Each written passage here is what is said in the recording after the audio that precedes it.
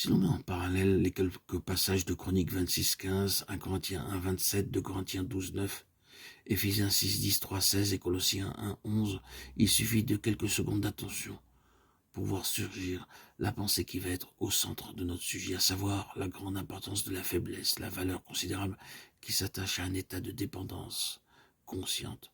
C'est presque une contradiction que nous avons là sous nos yeux. Dieu a choisi les choses faibles. Fortifiez-vous, puissamment fortifiez-vous. On peut toujours dans l'écriture opposer un texte à un autre texte et faire ainsi apparaître une contradiction. Mais quand on y regarde de près, on constate qu'au fond, l'écriture ne se contredit pas. Soit dit en passant, nous serions bien inspirés, chacun de nous, de trancher cette question une fois pour toutes, pour notre propre compte. Les contradictions sont là extérieurement, mais elles ont une explication.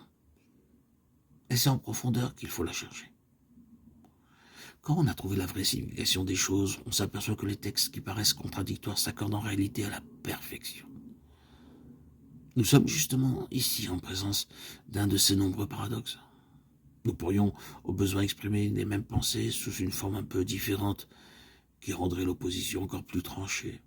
Si je vous disais par exemple, la faiblesse est une bonne chose, la force est une bonne chose. Force et faiblesse doivent tous les deux exister ensemble au même moment, chez le même individu. Le paradoxe ainsi formulé ne paraît-il pas invraisemblable? Et cependant, il en est bien ainsi. La faiblesse et la force nous sont toutes les deux représentées comme conformes à la pensée de Dieu et elles doivent toutes les deux se trouver simultanément chez la même personne.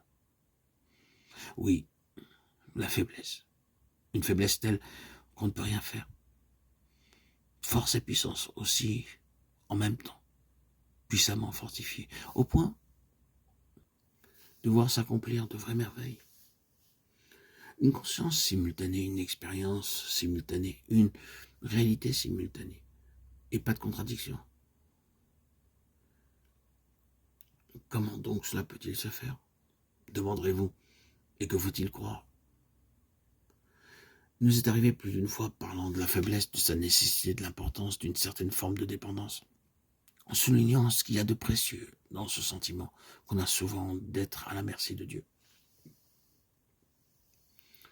De nous voir tout aussi jeter à la face les versets de l'Écriture qui parlent de force.